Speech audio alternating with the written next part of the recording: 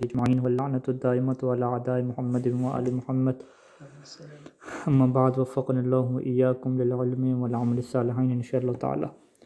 گفتگو جو ہے وہ استنجا کی تعریف کریں۔ یہ جو استنجا ہے اس کی تعریف اس وجہ سے ہم کر رہے ہیں چونکہ اس کے شریعت میں کیا خصوصی احکام ہیں کہ وہ احکام تبھی مرتب ہوں گے کہ جب استنجا ہوگا، یعنی استنجا جو شرعی اعتبار سے جسے استنجا کہا جاتا ہے وہ ہوگا تو پھر کیا اس کے احکام مرتب ہوں گے۔ استنجا کا مطلب کیا ہے کہ جسم کے پیشاب یا پاخانہ خارج ہونے والے حصے کو پاک کرنا، ٹھیک ہے جی۔ جسم میں جو جگہ ہے کہ جہاں سے پیشاب اور پاخانہ خارج ہوتا ہے، یعنی عام کہہ دیں کہ شرمگاہ، یعنی شرمگاہ کو جو پاک کرنا ہے اسے کیا کہتے ہیں؟ استنجا کہتے ہیں۔ اور اگر پیشاب یا پاخانہ اپنے حصے سے عادت سے ہٹ کر کسی اور جگہ لگ جائے، یعنی شرمگاہ سے ہٹ کے کسی اور جگہ لگ جائے تو اس دوسری جگہ کو پاک کرنا استنجا نہیں کہلائے گا۔ جیسے پیشاب یا پیخانہ ران پر لگ جائے یا پاؤں پر لگ جائے تو اسے پاک کرنا استنجا نہیں کہلائے گا، اور اس کے لیے استنجا والے خصوصی احکام بھی لاگو نہیں ہوں گے۔ اچھا جی، استنجا کے خصوصی احکام کون سے ہیں؟ کہتے ہیں کہ پیشاب خارج ہونے کے مقام کو پانی کے بغیر کسی اور چیز سے پاک کیا جا سکتا ہے، یہ سوال ہے۔ کہتے ہیں کہ پیشاب خارج ہونے کے مقام کو بغیر پانی کے پاک نہیں کیا جا سکتا، اور قلیل پانی سے ایک ہی دفعہ دھوئیں گے تو پاک ہو جائے گا، جبکہ مقام استنجا کے علاوہ باقی بدن اگر پیشاب سے نجس ہو جائے تو اسے قلیل پانی سے 2 دفعہ دھونا ضروری ہوگا، اور بنا بر احتیاط واجب کر پانی سے بھی 2 دفعہ دھونا واجب ہوگا۔ یعنی جسم انسان کا ایک ہے، اگر یہی جسم پیشاب سے نجس ہو رہا ہے تو 2 دفعہ دھونا ہے، لیکن اگر وہ خاص مقام کیا نجس ہو رہا ہے جہاں سے پیشاب خارج ہوتا ہے، وہ جو شرمگاہ ہے، اسے شریعت کیا کہتی ہے کہ 1 دفعہ دھویں، قلیل پانی سے بھی 1 دفعہ دھویں۔ اچھا جی، پاخانہ خارج ہونے کے مقام کو پانی کے بغیر کسی اور چیز سے پاک کیا جا سکتا ہے کیا؟ کہتے ہیں کہ پاخانہ خارج ہونے کے مقام کو پانی سے پاک کرنا ضروری نہیں ہے، بلکہ پانی کے علاوہ کسی پاک چیز سے نجاست کو مکمل طور پہ اگر صاف کر دیا جائے تو وہ چیز کیا ہے؟ پاک ہو سکتی ہے، جیسے ٹیشو پیپر، کپڑا یا مٹی وغیرہ۔ یعنی اس سے کیا کہتے ہیں کہ شریعت میں کچھ چیزیں ایسی ہیں کہ جس میں فقط عین نجاست صاف کر دی جائے تو وہ چیز پاک ہو جاتی ہے۔ وہ تقریباً کیا ہیں جو مجھے یاد پڑتے 3 چیزیں کیا ہیں۔ ایک تو یہ چیز ہوگی پاخانہ والی جگہ ہوگی، ایک جو منہ کے اندر کیا ہے خون آ جاتا ہے، دانتوں سے جو خون آ جاتا ہے اس میں بھی کلی کرنا ضروری نہیں ہے، اگر وہ اندر ہی کیا ختم ہو جاتی ہے تو پاک ہو جائے گا۔ اور ایک چیز کیا ہے کہ جو جانور ہوتے ہیں، جانوروں کے جو جسم کے اوپر ہے نا، اگر کوئی نجاست ہے تو اگر وہ کھرچ کے صاف کر دی جائے تو وہ کیا ہو جاتا ہے؟ پاک ہو جاتا ہے۔ ان 3 چیزوں کے علاوہ باقی جو بھی چیزیں نجس ہوتی ہیں ان کے اندر پانی سے پاک کرنا ضروری ہے۔ اس کے اندر آپ چاہے نجاست کو اچھے طریقے سے ٹیشو پیپر سے یا سینیٹائزر سے یا کیا کہتے ہیں سپرے وغیرہ جراثیم کش ادویات سے صاف بھی کر دیں بالکل کلیئر، تو وہ شریعت میں کیا پاک نہیں کہلائے گی۔ فقط یہ جو مقام ہے ابھی جو ہم ڈسکس کر رہے ہیں، اس کے علاوہ 2 چیزیں اور، یہ ایسے مقامات ہیں کہ جہاں پہ اگر نجاست کو صاف کر دیا جائے، فقط پانی نہ بھی ڈالا جائے تو وہ چیز کیا ہو جاتی ہے؟ پاک ہو جاتی ہے، فقط عین نجاست کے دور ہونے سے، ہاں، عین نجاست کے زائل ہونے سے وہ چیز پاک ہو جائے گی۔ اور اس میں شرائط ہوتی ہیں، اور یہ ضروری ہے کہ ٹیشو یا کپڑا وغیرہ گیلا نہ ہو، یعنی لہٰذا اگر ویٹ ٹیشو استعمال کرتے ہیں تو اس سے پاک نہیں ہوگا۔ یعنی جو شادی شدہ حضرات ہیں انہیں اس چیز کی معرفت ہے کہ بچوں کی جب وہ صاف کرتے ہیں مقام پاخانہ کو، تو اگر وہ ویٹ ٹیشو سے پاک کر رہے ہیں تو وہ پاک نہیں ہوگا، اگر وہ خشک ٹیشو سے پاک کر رہے ہیں تو پھر وہ کیا ہوگا؟ پاک ہوگا، ٹھیک ہے، یا ٹیشو یا کپڑے وغیرہ گیلا نہ ہو، یہ چیز شرط ہے۔ اور پاخانہ نے اپنے مقام سے عادت سے زیادہ تجاوز بھی نہ کیا ہو، یعنی فقط اسی مقام کے ارد گرد لگا ہو تھوڑا بہت، تو پھر یہ حکم ہے۔ مثلا پیچس وغیرہ کی وجہ سے دیگر مقام پر پاخانہ نہ چلا گیا ہو، تو اگر دیگر مقام پہ چلا گیا تو وہ استنجا کی تعریف سے خارج ہو جائے گا، ٹھیک ہے، وہ تو جسم کو پاک کرنا ہو گیا۔ تو جسم اگر نجس ہو گیا ہے تو اس کو تو پانی کے علاوہ کسی چیز سے پاک نہیں کر سکتے، تو یہ خاص جو حکم ہے یہ مقام پاخانہ کے لیے ہے۔ اور تیسری شرط اس کے اندر کیا ہے کہ اور پاخانہ کے علاوہ کسی اور نجاست مثلا خون یا پیشاب سے بھی نجس نہ ہوا ہو، ٹھیک ہے، وہ جگہ ایسی ہے کہ جس کے اندر فقط وہی پاخانہ والی نجاست ہو تو اس سے آپ پاک کر سکتے ہیں۔ اگر پاخانہ کے علاوہ اس کے اوپر پیشاب لگ چکا ہے، جس طرح چھوٹا بچہ ہے کہ اس کا پیشاب بھی جو ہوا ہے وہ بھی اس جگہ پہ آ گیا ہے، پاخانہ بھی آ گیا ہے، ساری چیز مکس ہو گئی ہے، تو پھر پانی آپشن بچتا ہے، پھر یہ نہیں ہے کہ ٹیشو یا کپڑے سے صاف کر دیں گے تو پاک ہو جائے گا۔ اور اگر خون فرض کرنے لگ گیا، مثلا بواسیر کا خون بھی کیا خارج ہوا ہے اس جگہ پہ، لیکن اس میں ایک استثناء ہے، لیکن خاتون کا مقام پاخانہ اگر پیشاب سے نجس ہو جائے تو پھر بھی مقام پاخانہ پانی کے علاوہ ٹیشو پیپر وغیرہ سے صاف کرنے سے پاک ہو جائے گا، یعنی خاتون کے لیے استثناء ہے، یہ استثناء مرد کے لیے کیا استثناء نہیں ہے۔ اچھا جی، ایک سٹار اہم نوٹ ہے، یعنی اور اگر پاخانہ کے مقام کو پانی سے پاک کرنا ہو، یعنی پانی سے پاک کرنا ہو تو کتنی دفعہ دھوئیں گے؟ کہتے ہیں یہاں دھونے کی کوئی مقدار معین نہیں ہے، ایک ہی دفعہ دھونا کافی ہوگا بشرط کہ یہ شرط ہے کہ پاخانہ کا ایک ذرا بھی باقی نہ رہے، ٹھیک ہے، یعنی اتنا دھوئیں کہ اس کی جو نجاست ہے پاخانے کی وہ ختم ہو جائے، چاہے وہ ایک دفعہ دھونے سے ختم ہو، 2 دفعہ 3 دفعہ، تو اس میں یعنی وہ عدد نہیں ہے معیار، اصل معیار کیا ہے اصل ہے کہ وہ دور ہو جائے، ہاں وہ دور ہو جائے، یہ وہ کہتے احکام تھے۔ جی بیت الخلاء کے چند مکروہات اور مستحبات بیان کریں، یعنی بیت الخلاء کے مستحبات کیا ہیں، یعنی بیت الخلاء میں جانے کے مستحبات کہ سر یا چہرے کو ڈانپنا، ٹھیک ہے، یعنی سر یا چہرے کو، چہرے کے لیے تعبیر جو روایات میں استعمال ہوتی ہے مقنع کی، تقنع کی تعبیر استعمال ہوئی ہے، اور داخل ہوتے وقت بایاں پاؤں اور نکلتے وقت دایاں پاؤں رکھنا، مرد کے لیے استبراء کرنا یہ مستحب ہو جائے گا، جی اور بائیں پاؤں پر بدن کا بوجھ ڈالنا یہ کیا ہو جائیں گے؟ مستحبات ہو جائیں گے۔ مکروہات کیا ہیں کہ راستے اور گلی میں رفع حاجت کرنا، یعنی راستے اور گلی میں رفع حاجت کرنا یہ مکروہ ہے، لیکن ایک صورت میں حرام ہوگا جو بریکٹ میں لکھی ہے، بشرطے کہ لوگوں کو اذیت نہ ہوتی ہو، وگرنہ یہ حرام ہو جائے گا۔ اگر لوگوں کو اذیت ہوتی ہے، بدبو پھیل رہی ہے اور سسٹم اس طریقے سے ہے، یعنی وہ راستہ کوئی ہے، ہاں جس طرح آج کل کا زمانہ ہو گیا ہے، آج کل کے زمانے میں یقیناً اذیت ہے، یہ تو پرانے زمانے میں کھلے راستے ہیں، کھلی جگہیں ہیں، وہاں پہ یہ تصور ہو سکتا ہے کہ اذیت نہ ہو، ابھی تو کلیئر ہے کہ اذیت ہوگی۔ میوہ دار درختوں کے نیچے، یعنی وہ درخت کے جن کے اوپر پھل لگتے ہیں، ٹھیک ہے، ایسے یہ جو کانٹوں والے درخت ہیں یہ مراد نہیں ہے۔ ہوا کے رخ کے برابر بیٹھ کے کرنا، ہوا چل رہی ہے اس کے سامنے بیٹھ کے، اور سورج اور چاند کی طرف منہ کر کے بیٹھنا۔ اچھا یہ ہوا کی طرف منہ کرنا ہے یا پیٹ کرنا ہے؟ نہیں منہ کرنا سامنے، ہوا کے رخ مثلا قبلہ رخ جب آپ کہتے ہیں یعنی قبلہ کے سامنے، تو ہوا کے رخ یعنی ہوا کے سامنے، ہاں سامنے سے ہوا سے چل رہی ہے ادھر بیٹھے ہوئے۔ سورج اور چاند کی طرف منہ کر کے بیٹھنا، یعنی یہ اس صورت میں منہ کر کے بیٹھیں گے اب سورج جب سامنے ہوگا آپ کے یا پیچھے ہوگا، غروب ہو رہا ہو، ہاں غروب ہو رہا ہے نکل رہا ہو، جب بالکل اوپر ہے تو وہ منہ کر کیسے کریں گے، وہ پھر لیٹ کی ہوگا ایک آپشن، ٹھیک ہے۔ اچھا سخت زمین پر پیشاب کرنا، یہ ہمارے یہاں سخت زمین ہے، آج کل ساری سخت ہیں جو ہم لگاتے ہیں، ان کی مراد یہ ہے کہ بعض بھری جگہ پڑی ہوتی ہے، نہیں مٹی والی جو جگہ ہے نا اس پہ کریں، مٹی اور ریتلی چیز، تو ہمارے ہاں تو یہ سسٹم ہی ختم ہے نا، جتنی سیٹ آ رہی ہیں واش روم کی ساری سخت ہیں۔ نہیں یہ بات یہ نہیں آ رہا، اصل میں یہ جو بنے ہوئے نا جہاں سخت مٹی سے یہ بھی ہو سکتا ہے کہ چونکہ زمین ہوتی ہے پکی، اس کے اوپر اگر پیشاب جائے تو وہ زیادہ پھیلتا ہے، اس کے قطرے پھیلتے ہیں، اس سے جسم وغیرہ وہ نجس ہوتا ہے، اس کے اوپر بھی تو پھیلتا ہے، تو جسم اوپر ہوتا ہے نا انسان، وہ اوپر تو نہیں آتا ہے، یعنی علت تو نہیں لکھی نا یہاں پہ، اگر علت آپ والی ہو کہ اس علت کی وجہ سے مکروہ قرار دیا ہے پھر تو آپ کہہ سکتے ہیں، لیکن علت مجھے نہیں پڑتا کہ یاد پڑتا کہ علت تھی اس میں، صحیح ہے، ٹھیک ہے جی۔ لیکن تجربہ تو ہے نا میرا، تجربہ تو ہے کہ چنٹے نہیں پڑتے، لیکن علت نہیں ہے نا، روایت میں علت نہیں لکھی ہوئی، ہم اپنی طرف سے علت نہیں کر سکتے، ٹھیک ہے۔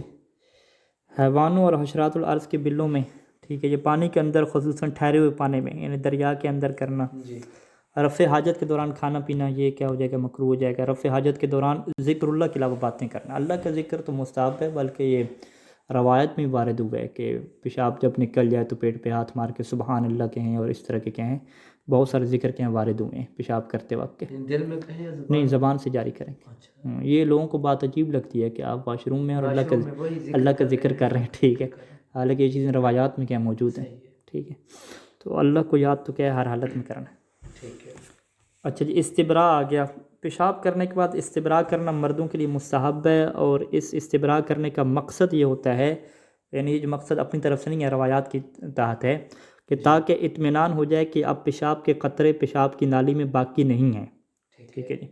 استبراء کا طریقہ بیان کریں، پیشاب کرنے کے بعد کسی بھی انگلی سے مقعد سے لے کر عضو تناسل کی جڑ تک 3 دفعہ دبا کر کھینچے، ٹھیک ہے، 3 دفعہ، یہ روایات میں اس کو کہا گیا ہے خرطات 9 کھینچنے کی، ٹھیک ہے، تو یہ 3 کھینچنا یہ ہو گیا ایک دفعہ۔ اس کے بعد عضو تناسل کو کسی بھی 2 انگلیوں سے اوپر اور نیچے سے دبا کر 3 دفعہ سپاری تک، سپاری کو حشفہ کہتے ہیں ہم، وہ جو ٹوپی ہے اس تک، اور اس کے بعد 3 دفعہ سپاری کو اس طرح باہر کی طرف دبائے کہ اگر اس میں پیشاب کا کوئی قطرہ باقی ہو تو وہ باہر کیا ہے نکل جائے، تو یہ استبراء ہو جائے گا۔ استبراء کرنے کا فائدہ بیان کریں۔ اگر کسی وقت کوئی قطرہ پیشاب کی نالی سے خارج ہوتا ہے اور انسان کو اس بارے میں شک ہو کہ یہ پیشاب ہے یا کوئی اور پاک رطوبت، جی یعنی یہ جو انسان کے جسم سے خارج ہوتا ہے یہ ضروری نہیں ہے کہ پیشاب خارج ہو، ٹھیک ہے، اس کے اندر سے اور بھی ویسے بھی رطوبت خارج ہو سکتی ہے۔ تو یہ قانون انسان نے جو سوچا ہوا ہے کہ اب جو ہے وہ جو بھی قطرے خارج ہوں گے وہ پیشاب ہی ہوگا، یہ غلط ہے، یہ غلط ہے، ٹھیک ہے۔ پیشاب کی کوئی خاص سمیل ہے، خاص بدبو ہے، خاص اس کا رنگ ہے، وہ پیشاب ہوتا ہے۔ ویسے کوئی سفید رنگ کا پانی نکلا، کچھ نکلا، تو جب تک اس کے پیشاب ہونے کا یقین نہ ہو انسان اسے پیشاب شمار نہیں کرے گا، ٹھیک ہے۔ اب اگر ایک انسان نے استبراء کر لی ہے، اب کسی بھی وقت اگر کوئی قطرہ پیشاب کی نالی سے خارج ہوتا ہے اور انسان کو اس کے بارے میں شک ہو، ٹھیک ہے، یا اس قطرے کے بارے میں شک ہو، کیا شک ہے کہ یہ پیشاب ہے یا کوئی اور پاک رطوبت، ٹھیک ہے، تو اگر اس نے استبراء کیا تھا تو وہ قطرہ پاک شمار ہو جائے گا، ٹھیک ہے، ٹھیک ہے، جی، اور اس کے کپڑے بھی نجس نہیں ہوں گے، اس کا وضو اور غسل بھی باطل نہیں ہوگا۔ لیکن اگر اس نے استبراء نہیں کیا تھا تو وہ مشکوک رطوبت پیشاب کے حکم میں ہوگی۔ ٹھیک ہے، پیشاب کے حکم میں ہونے کا یہ مطلب ہے کہ وہ پیشاب تو نہیں ہوگی لیکن اس کے احکام کون سے ہوں گے؟ پیشاب والے ہوں گے، کیونکہ اس نے استبراء نہیں کیا، استبراء نہیں کیا ہے، جس کی وجہ سے اس کے کپڑے بھی نجس شمار ہوں گے اور وضو بھی کیا دوبارہ کرنا پڑے گا، ٹھیک ہے، ٹھیک ہو گیا جی۔ اب ایک اور چیز بھی ہے کہ جو استبراء کے بغیر بھی کیا اس سے فائدہ اٹھایا جا سکتا ہے کہ اگر زیادہ دیر گزرنے کی وجہ سے انسان کو یقین ہو جائے کہ پیشاب کی نالے میں کوئی قطرہ باقی نہیں ہے، تو اگرچہ اس نے استبراء نہ بھی کیا ہو تو بھی استبراء کا مذکورہ فائدہ جاری ہوگا۔ ٹھیک ہے، یعنی انسان واش روم میں بیٹھا ہے، پیشاب کر کے آ گیا ہے اور اتنی دیر گزر گئی ہے، اس نے کہا کہ اگر کوئی اندر قطرہ باقی ہوتا تو وہ نکل جاتا، ٹھیک ہے، تو اب اتنا ٹائم گزرنے کے بعد انسان کو یقین ہو گیا کہ اب نالی کے اندر کچھ بھی نہیں رہا، تو پھر اس کے بعد اگر کوئی قطرہ خارج ہوتا ہے جس کے بارے میں شک ہے کہ یہ پیشاب ہے یا کیا چیز ہے، تو پھر بھی وہ کیا ہوگا؟ پاک شمار ہوگا، پاک شمار، ہاں، اگرچہ اس نے استبراء نہیں کیا۔ ٹھیک ہے، یعنی آپ کے پاس جو مشکوک قطرہ نکلتا ہے اس کے پاک شمار کرنے کے 2 طریقے ہیں، یا تو استبراء کیا ہو ٹھیک ہے، یا پھر اتنا ٹائم گزر چکا ہو کہ اس ٹائم پیریڈ گزرنے کے بعد آپ کو یقین ہو گیا ہو کہ اس نالی میں کیا کچھ باقی نہیں رہا۔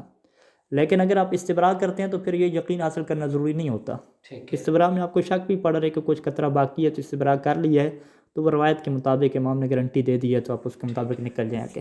صحیح، یعنی یا استبراء کریں یا پھر یقین کی منزل تک، ہاں، یا اتنا ٹائم گزر جائے، ٹائم گزر جائے کہ آپ کو یقین کی منزل ٹائم تک گزر آ جائے، اٹھیں بیٹھیں، ٹھیک ہے، چلیں پھریں، پتہ چل جائے کچھ بھی باقی نہیں ہے اس کے اندر۔ لیکن استبراء کرنے کے بعد یہ یقین حاصل کرنا ضروری نہیں ہے کہ نالی میں کوئی قطرہ باقی نہیں رہا، ٹھیک ہے، بلکہ اگر وہ صحیح طرح سے استبراء کر لے اور اس سے احتمال ہو، یقین نہ ہو، شک ہو، یعنی کہ ابھی بھی نالی میں کچھ قطرات باقی ہیں، تو بھی یہ استبراء درست شمار ہوگا اور استبراء کا فائدہ جاری ہوگا۔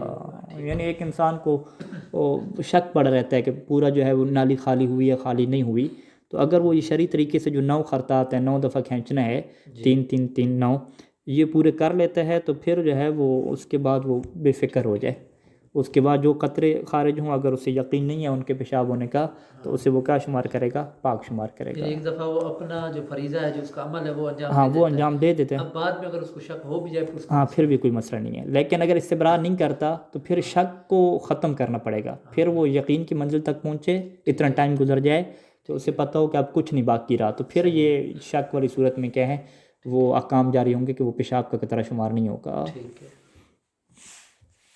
خواتین کے لیے کیا حکم ہے؟ کہتے ہیں کہ خواتین کے لیے استبراء مستحب نہیں ہے، اور اگر ان کی کوئی رطوبت خارج ہوتی ہے اور ان کو شک ہو کہ یہ پیشاب ہے یا کوئی اور پاک رطوبت، وہ پاک شمار ہوگی، اور اس سے وضو اور غسل باطل نہیں ہوگا اور نہ کپڑے اور جسم نجس ہوں گے، ٹھیک ہے۔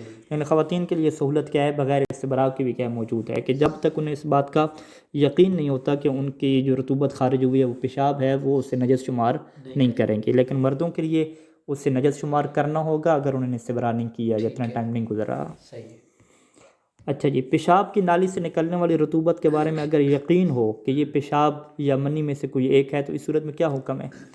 اگر خارج ہونے والی رطوبت کے بارے میں یہ یقین ہو، اب دیکھیں یقین 2 چیزوں کے درمیان ہے، جی، وہ 2 چیزیں کیا ہیں کہ یا تو یہ رطوبت پیشاب ہے یا یہ رطوبت کیا منی ہے۔ بنی ہے، وہ کہتے ہیں تیسرا آپشن تو قبلہ ہے ہی نہیں نا، صحیح ہے، ٹھیک ہے، اپنے آپ کو کہتا ہے کہ تیسرا آپشن یعنی کہ پاک رطوبت ہونے والا آپشن نہیں ہے، یا تو یہ پیشاب ہے یا تو یہ کہ منی ہے، تو پھر اب کیا کرے گا؟ غسل کرنا ہے یا نہیں کرنا؟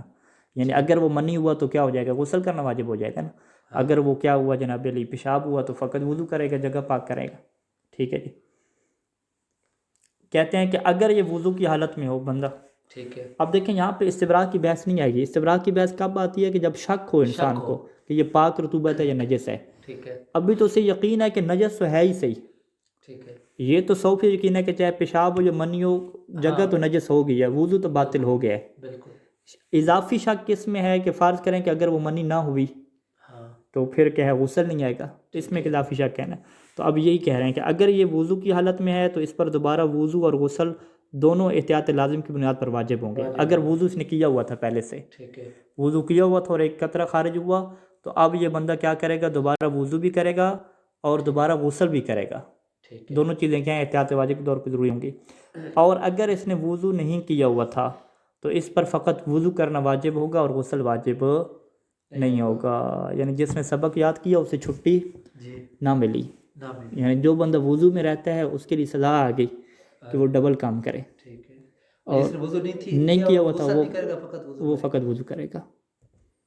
ٹھیک ہے، گا۔ یعنی عشق کے سکون کا عجب قانون دیکھا، جس نے سبق یاد کیا اس کو چھٹی نہ ملی۔ ہاں یہی وجہ اس کی یہ وجہ ہے کہ جس بندے نے وضو نہیں کیا ہوتا نا، جی، اس کو اس بات کا تو یقین حاصل ہو جاتا ہے کہ بھئی میرے اوپر وضو تو واجب ہو گیا ہے، ہاں، کیونکہ نجاست تو خارج ہو گئی ہے، ٹھیک ہے، لیکن وضو واجب ہونے کے بعد اسے اضافی تکلیف میں شک ہے ہاں، کہ غسل بھی واجب ہوا ہے یا واجب نہیں ہوا، تو ہم کہتے ہیں بھئی جو یقین ہے اس کے مطابق عمل کریں اور جو شک ہے اس کو چھوڑ دیں۔ اور اس نے آلریڈی وضو کیا تھا، اب اس کو، ہاں اب اس کو اضافی شک ہے کہ جس نے پہلے سے وضو کر رکھا ہے، اس کو تو غسل میں ہے، ہاں اس کو تو کیا ہے؟ اس نے کہا ہے کہ یا تو میرے اوپر کیا غسل واجب ہوا ہے، ٹھیک ہے، ٹھیک ہے، تو یا تو کیا ہے؟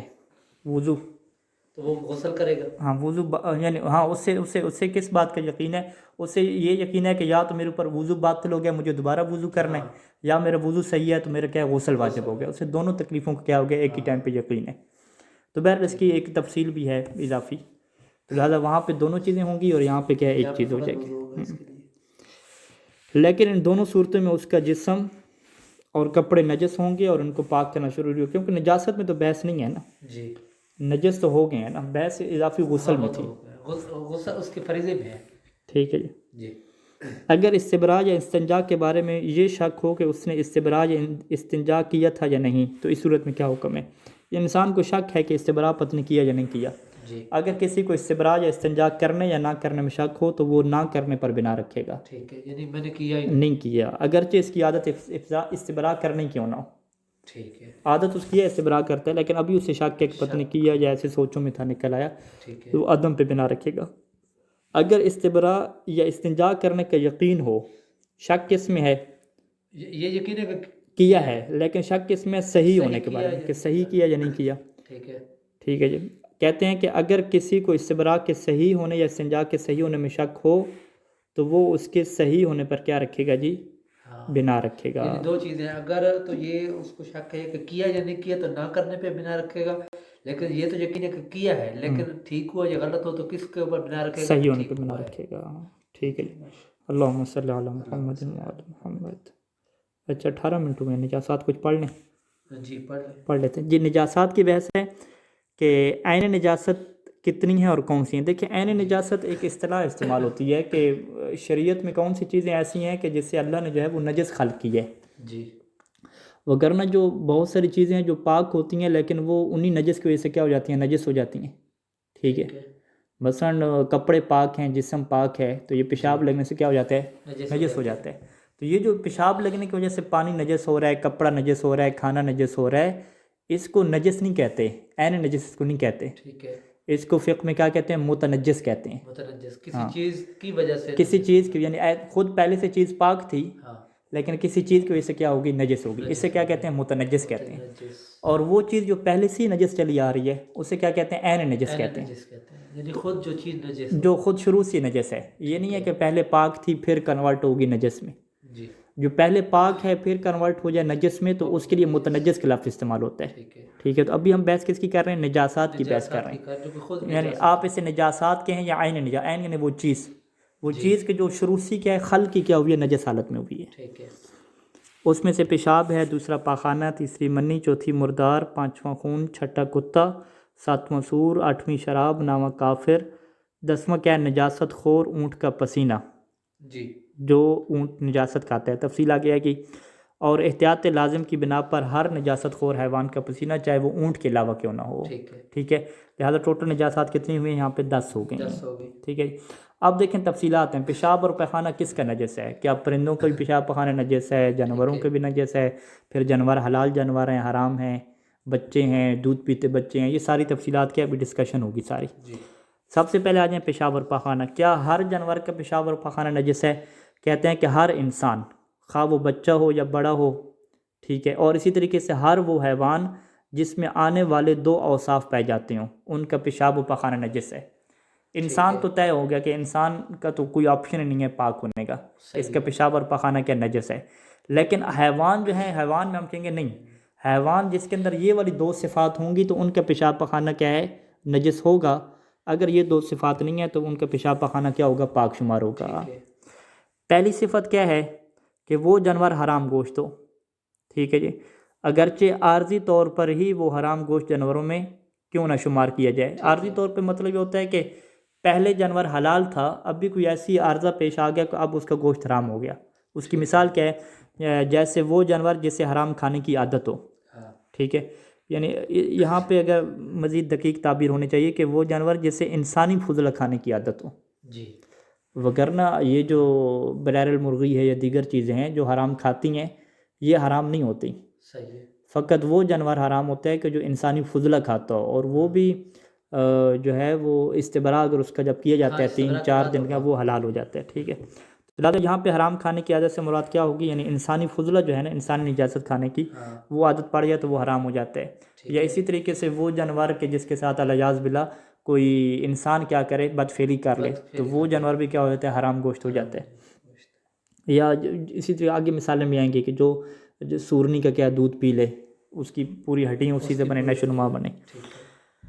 اچھا یہ کیا ہے؟ پہلی چیز ہے کہ حرام گوشت. دوسری صفت اس کے اندر ہونی چاہیے کہ وہ خون جہندہ رکھتا ہو. خون جہندہ کیا مطلب؟ یعنی اگر اس کی شہ رگ کاٹی جائے تو خون اچھل کر نکلے. شہ رگ کاٹی جائے خون اچھل کر نکلے. یہ کن جانوروں میں ہوتا ہے کہ جن جانوروں کے اندر کیا ہوتی ہیں ہم انہیں کیا تعبیر کرتے ہیں شریانیں. خون کی شریانوں کا جن کے اندر سسٹم ہوتا ہے نا تو ان کا خون اچھل کے نکلتا ہے. ہاں جبکہ مثلا یہ مچھلی ہو گئی چھپکلی ہوگی ان کے اندر یہ شریانوں کا سسٹم نہیں ہے. ٹھیک ہے. لہٰذا ان کا خون کیا رستے ہے اچھل کے نہیں نکلتا. ٹھیک ہے جی. تو یعنی جن کے اندر وہ شبکت کیا کہتے ہیں وہ ایک شریانوں کا پورا ایک جال سا بنا ہوا ہو وہ حرام ہو جاتے ہیں کیونکہ ان کا خون کیا اچھل کے نکلتا ہے. تو لہٰذا اگر ہم مثال لے لیتے ہیں کہ مثال کے طور پہ یہ 2 صفات کا پایا جانا ضروری ہے. مچھلی مثلا ایک ایسی لیں کہ جس مچھلی کے چھلکے نہیں ہوتے وہ مچھلی کیا حرام گوشت تو ہے. جب وہ حرام گوشت ہے تو اس مچھلی کا پیشاب کیا ہونا چاہیے؟ نجس ہونا چاہیے. کہتے ہیں کہ آپ اس کا نجس نہیں ہوگا پیشاب. کیوں نہیں نجس نہیں ہوگا؟ کیونکہ اس کے اندر دوسری صفت موجود نہیں ہے. دوسری صفت ہم نے کیا بتائی ہے؟ خون بھی جہندہ ہونا چاہیے نا. تو یہ 2 صفات کا پایا جانا ایک ٹائم پہ کیا ضروری ہے. یہ نہیں ہے کہ ان 2 میں سے ایک ہو. ٹھیک ہے. واضح جی. تو اسی طریقے سے مثلا چھپکلی کے پیشاب کی بات آتی ہے. ٹھیک ہے. اب چھپکلی کا پیشاب کیا ہو جائے گا؟ پاک ہو جائے گا. ٹھیک ہے. آپ کہیں وہ تو حرام گوشت ہے. ہم کہتے ہیں حرام گوشت ہے لیکن وہ خون جہندہ نہیں رکھتے. ان 2 صفات کا پایا جانا ضروری ہے. ہونا لازمی ہے. ٹھیک ہے. اسی وجہ سے اگلا سوال کیا ہے کہ جن جانوروں میں مندرجہ بالا 2 صفات نہ ہوں ان کے پیشاب و پخانہ کا کیا حکم ہے؟ ٹھیک ہے جی. تمام حلال گوشت جانوروں کا پیشاب و پخانہ پاک ہے. حلال گوشت جانور کیونکہ پہلی صفت کیا موجود نہیں. ٹھیک ہے. جیسے بکری بھینس اونٹ گائے وغیرہ. اور اسی طریقے سے ہر وہ حرام گوشت جانور جو خون جہندہ نہ رکھتا ہو تو گوشت حرام اس کا لیکن دوسری شرط نہ ہو. ٹھیک ہے. جیسے مچھلی وغیرہ. ٹھیک ہے. مچھلی مثلا حرام مچھلی آپ لے لیں. جیسے حرام مچھلی لے لیں چھپکلی لے لیں ان کا پخانہ پاک ہے. ٹھیک ہے جی. ٹھیک ہے. اور اگر وہ گوشت نہ رکھنے والے چھوٹے جانوروں میں شمار ہوتا ہو کہ جنہیں عام طور پہ کہا جاتا ہے کہ ان کا گوشت ہوتی نہیں ہے جیسے مچھر اور مکھی وغیرہ لے لیں مثلا تو اس کا پیشاب بھی کیا پاک ہے. ٹھیک ہے.